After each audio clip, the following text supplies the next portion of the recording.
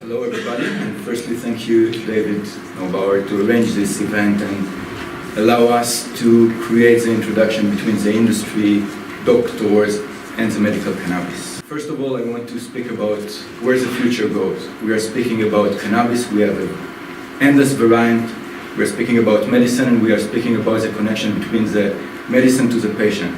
And in the end, what we see is the future is going to be basically a phytomedicine, a standardized, effective, regulated medicine, which will contain some of the entourage effect, but also will contain something that the doctor can see as continuity of a standardized product, that he knows that every time, once the companies has found the right ratios and the right entourage effect, they know that they have consistency in the product that they are receiving.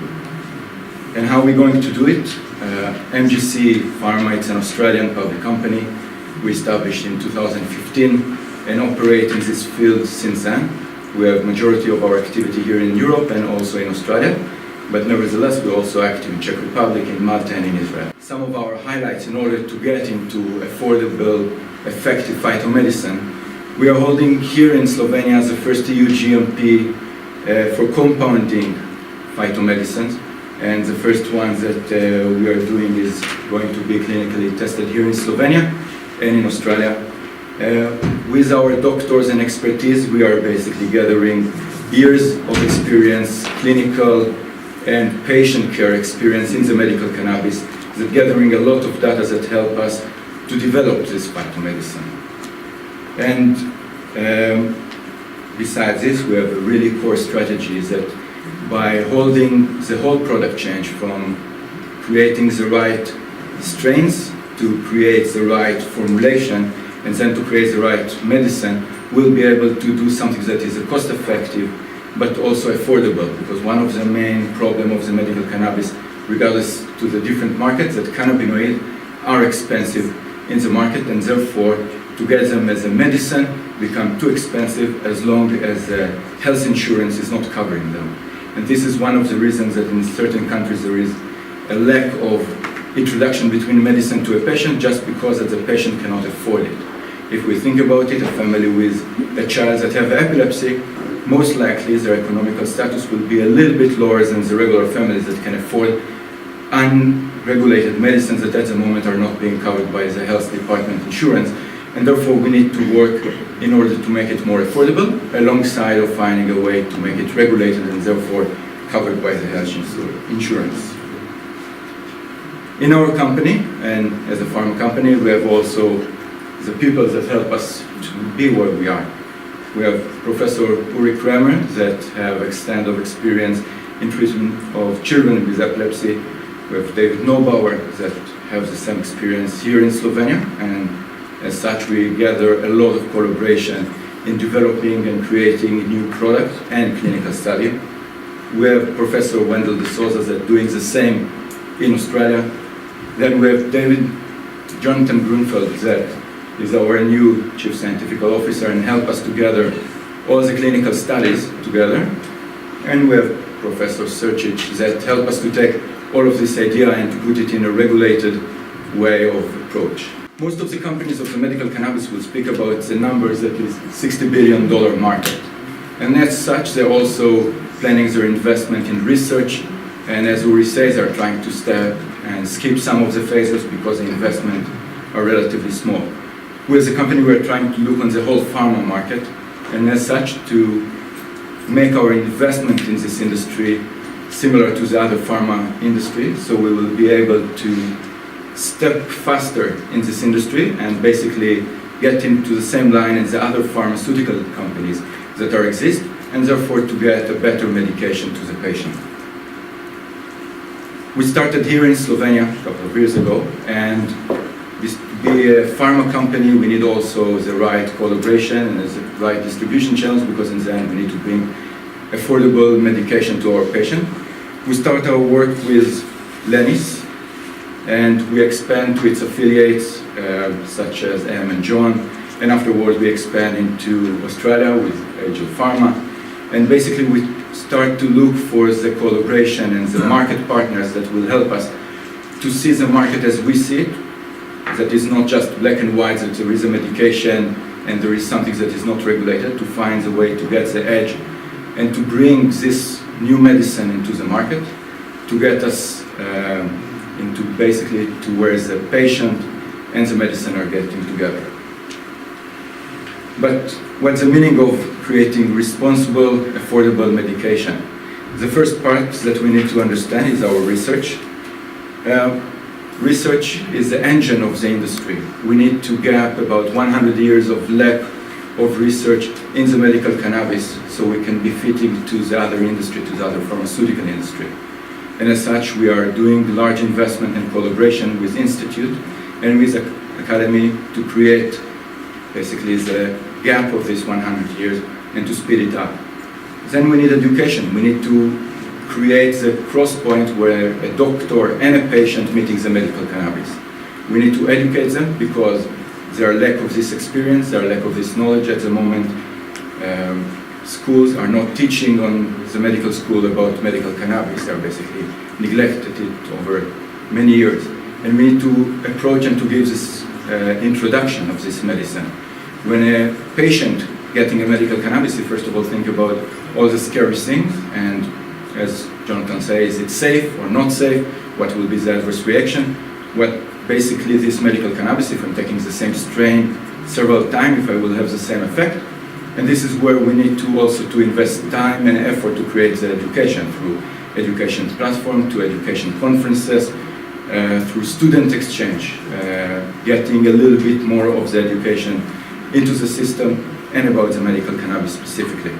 And then the last part is to get the patient access, where in the end of the day, a patient meets the medical cannabis and he wants to understand what exactly is given, what exactly he can collect the data out of it, and also us as a company, as an industry, to get back some of the data that can be not regularly clinic evidence, but will help us to gather a large data of the patient behavior.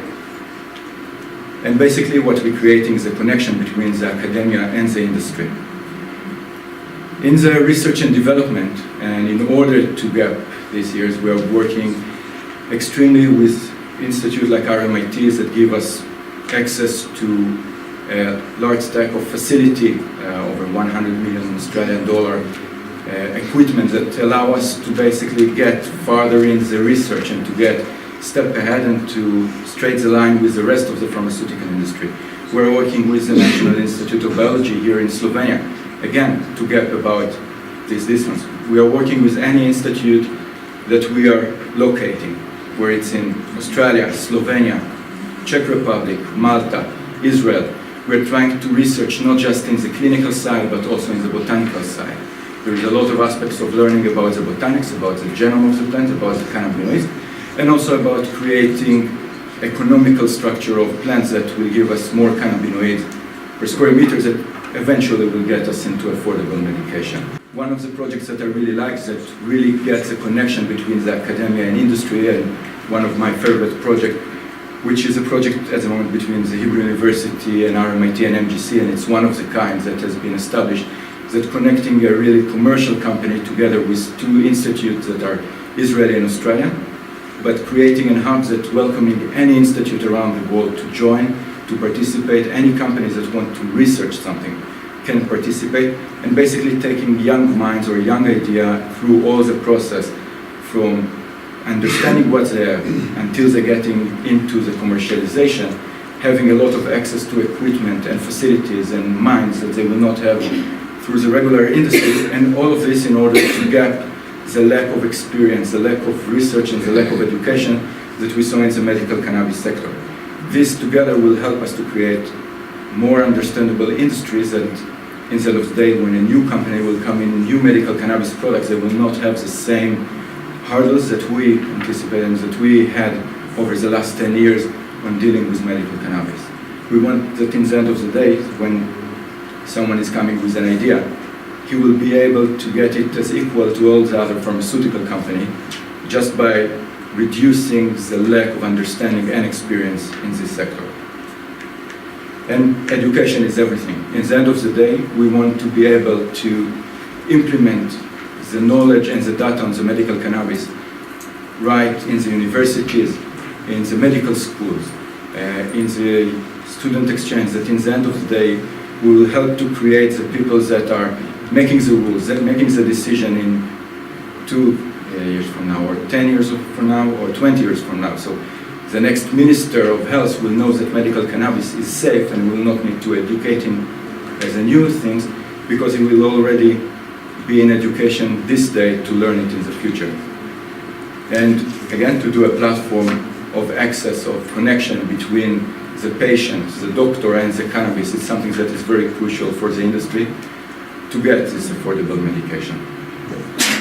We as a company, we are dealing with several different indications that are coming from gathering of knowledge from our doctors, the experience, the observation evidence that we saw over the last 10 years of administration of medical cannabis, together with research that is ongoing and new research that is gathering every day that the industry is moving forward.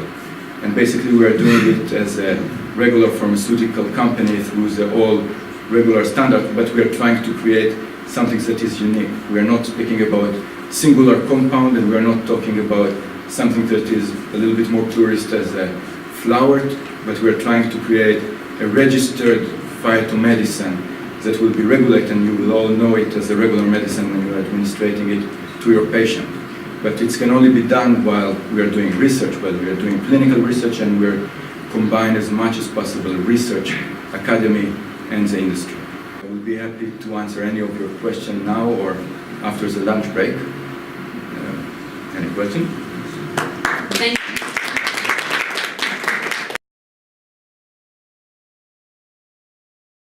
I have a short question.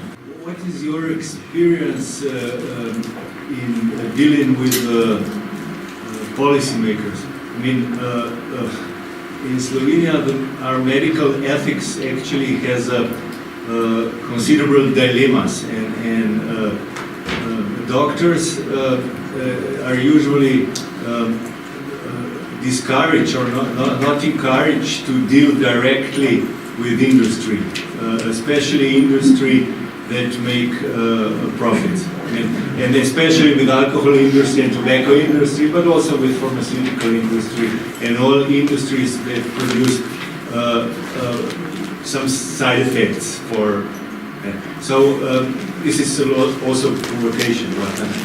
Okay. So in a way, I think when you are dealing, where you are trying to establish this very necessary relationship with academia, not just with, because you should also have to work on these ethical issues and ethical dilemmas, the conflict of interest in this. So I wonder if you are.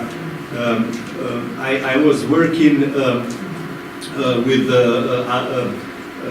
in the alcohol field, and what we did, we produced an instrument which was called it was a document how professionals, I mean academia, industry, and policymakers have to deal with each other, because there can be a lot of ethical issues and dilemmas in this field. So I wonder, do you have such area? Did you develop such area? I mean, what are your experiences with dealing with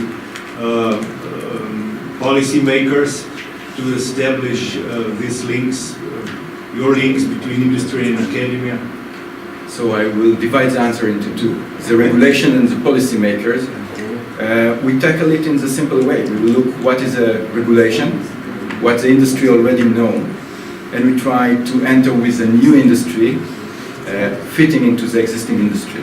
And if I will come here and I will speak with the policymaker and the Ministry of Health and all the regulator about administrating of flowers as done in Israel and in other countries, the first reaction will be how we are trying to recreational the country. And I see it not just in Slovenia, but in any new countries that are trying to get the medical cannabis into the regulation. And we're trying to differ from the word recreational or lifestyle or life use. I'm not against it, but it's not what we are doing. So first of all, we need to get into the same language, the same vocabulary, and the same regulations that all the other players are playing in, which mean to be regulated by the EU or EMA, to go through ethics committees, to do the clinical studies, and to do the same path that all the other industry of the pharmaceutical are going. I know that it's not standardized for the medical cannabis, as we can see in Canada, in the US and in Israel, but we're trying to fit into the pharmaceutical industry.